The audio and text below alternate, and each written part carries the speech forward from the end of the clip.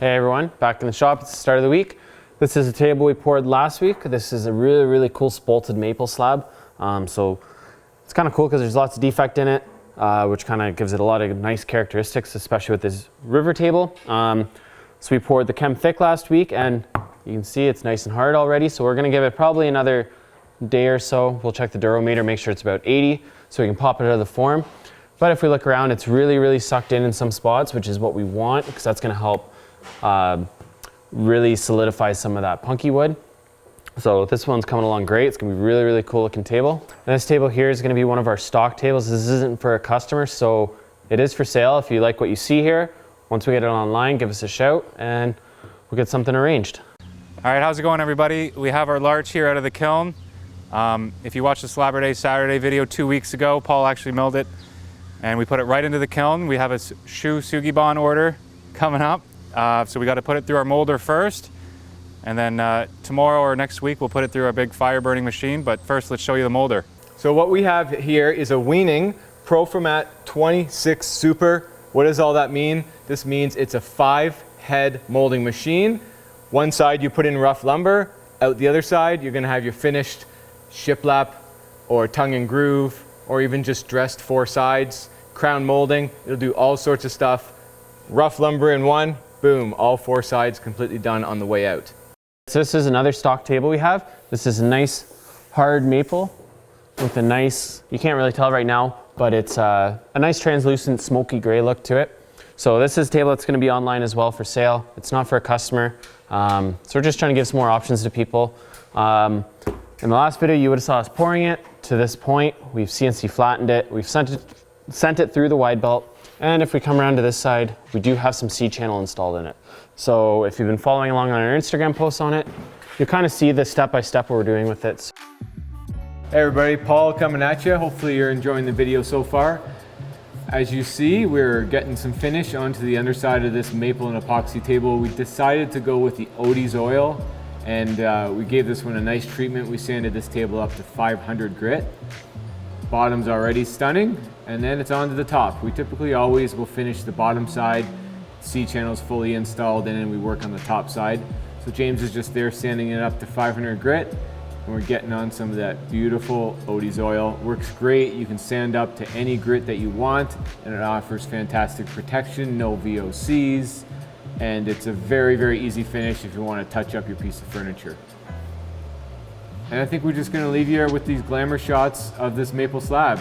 It's really got like a bubbly, curly, quilty figure going on to it. It's got a burl hanging off the side. It's got some spalting and really interesting colors going on.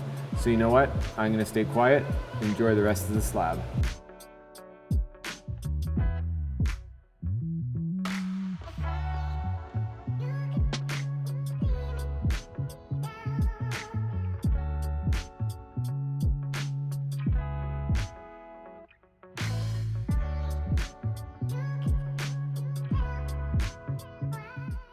What we have here is we did a little bit of a sample board. We have a customer coming, they've ordered two ash tables. So we want to do some color samples for them. We did post this on Instagram, and a lot of people are actually very accurate with the color guessing. This is all the Rubio Oil Plus 2C products. Really cool variety. Our customer's gonna come by, we're gonna look at this and kind of pick out what we're going for.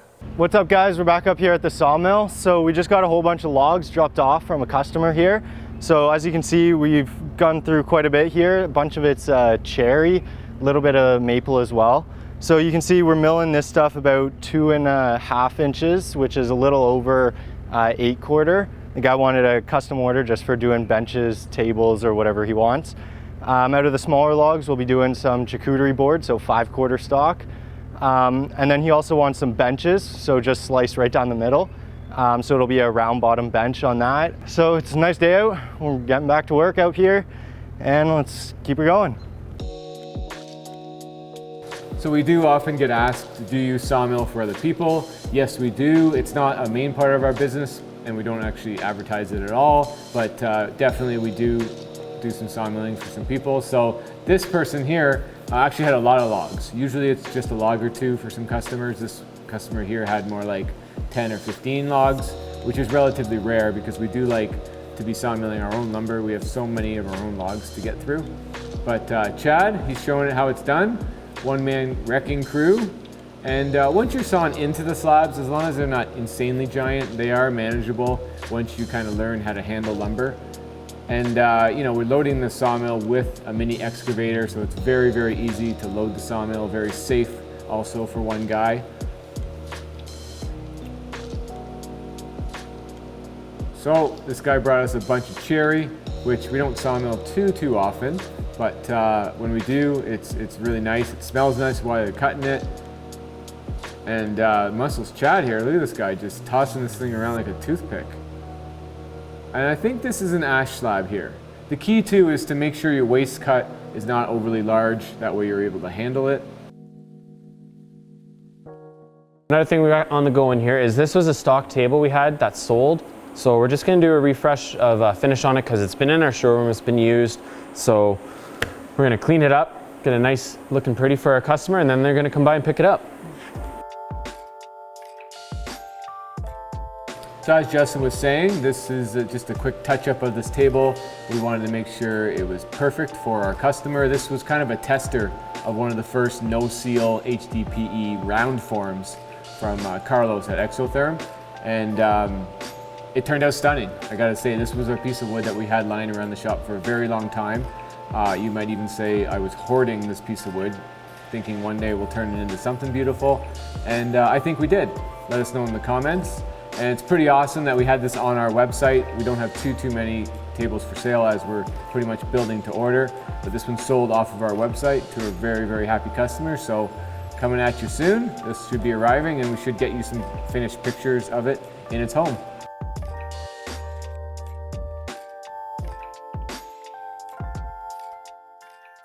All right guys, this was a pour that we started last week. We got 2 big red maple slabs. That's what these are. And we're doing a really nice blue epoxy in this. Now, customers came by, we went over samples with them. So the idea behind this pour is it's kind of like a solid blue in the bottom because we don't really want to see through it at all, really.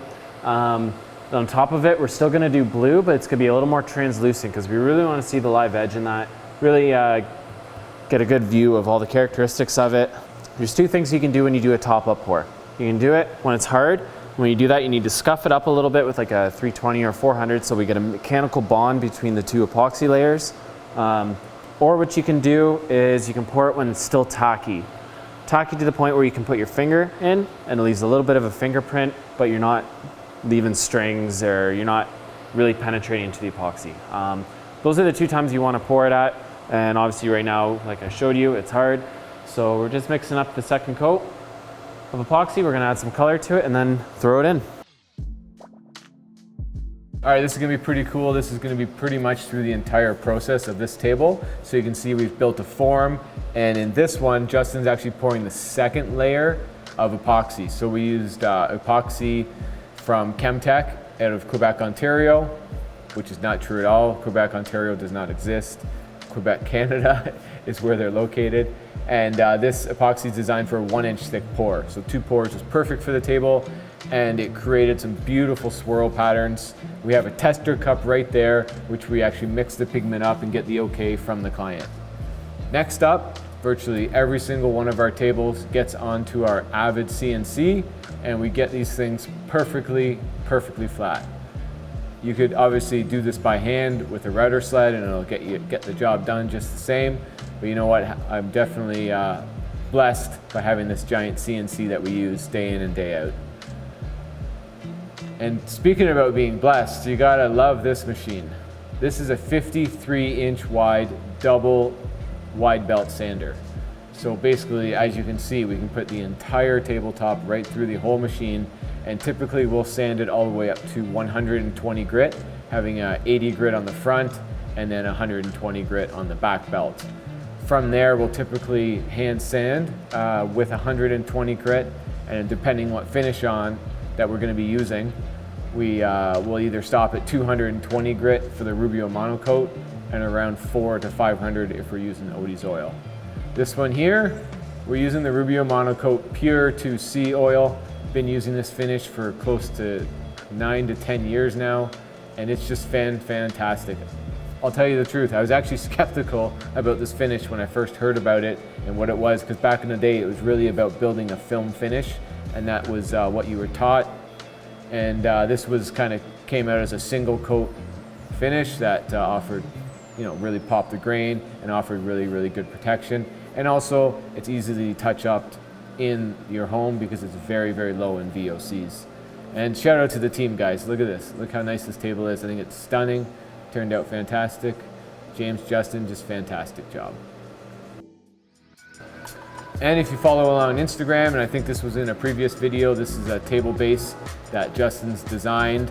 And let us know. We have created templates for this table base, and we're thinking about doing a build video, as well as offering either a digital, paper, or laser cut plywood templates for a table base. So far, we only offer templates for the chairs that we build. So we're thinking about getting into table bases. Are you guys interested in that? Let us know.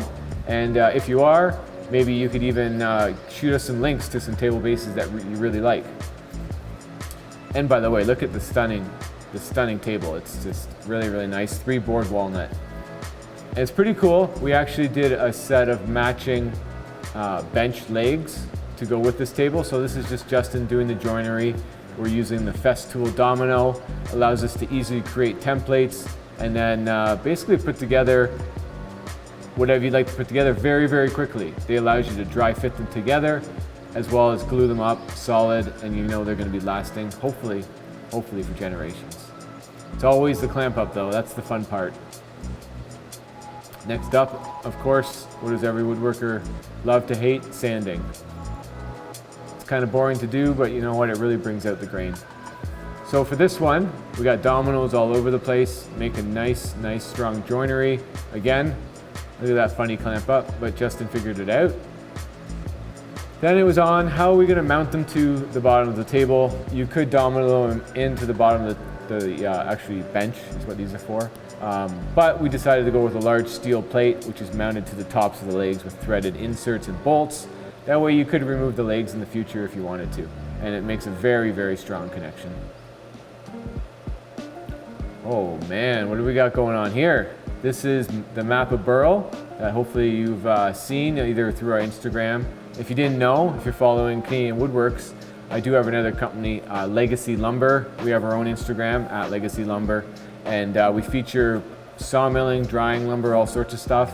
This stuff specifically is Mappa Burl, which we brought in from Europe, and we do have a full YouTube video kind of on the process of getting the shipping container right through to sending it out to our dealers. And that's exactly where this skid's going. This is going to one of our dealers in Quebec. So if you are interested in some beautiful Mappa Burl, we have a good amount in stock. You can contact us directly or one of our dealers all the way across North America.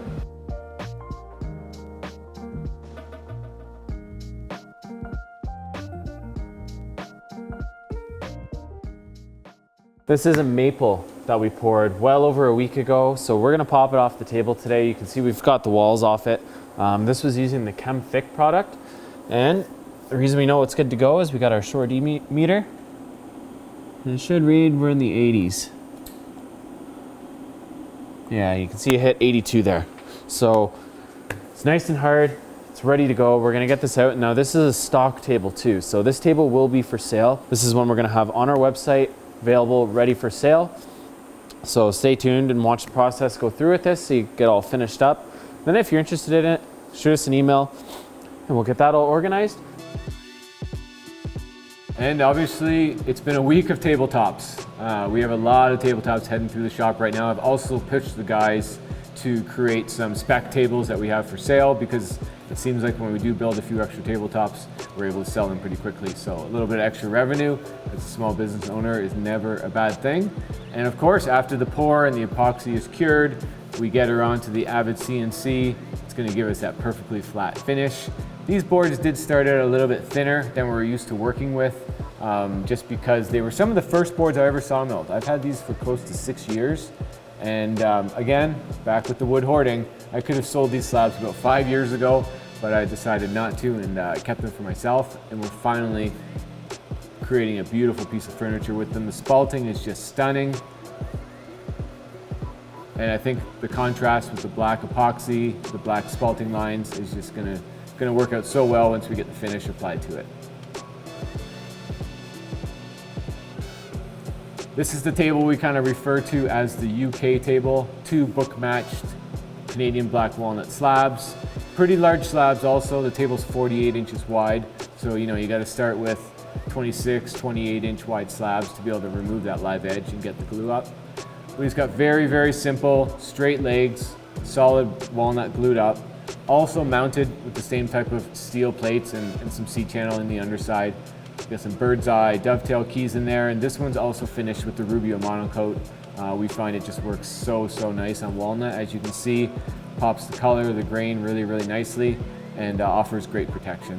And yes, we do sand up to 220 grit. They don't recommend that high, but we get asked often about that, and we do have great success. We've done hundreds of tables now with this finish, and it's worked out great. These are the sister butternut tables that we have going through the shop. They've been sanded up, they got the Rubio on them, they're ready for pickup. So customers should be coming at any time. He'll come pick them up, and really excited to see them in their home.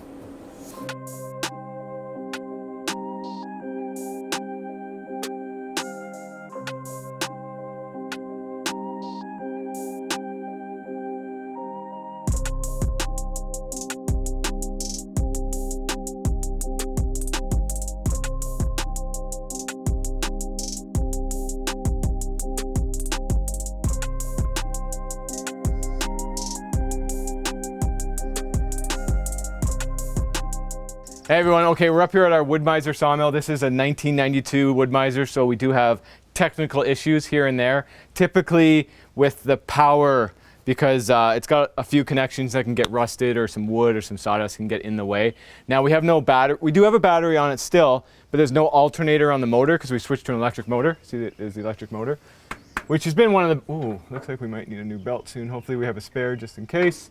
But we added an RV inverter. So check this out. Instead of an alternator, we take our 120 and we create our 12 volt that we need with this inverter. Chad, our fine young lad, Sawyer here running this, cutting some beautiful lumber. I see we got walnut on the go. Basically it's dead. I'm trying to go up. Like, what is going, oh man, there it goes. Should be going way faster than that. I thought, oh man, I'm gonna have to come up here, spend a couple hours, do a little, just figure out the problem. While I walked up here, I found the problem. Check it out. The inverter is not plugged in. There we go. We'll have jam now. Check this out. So now we'll see how fast this is spinning versus. Woo! Woo! Sometimes the boss is the boss for a reason.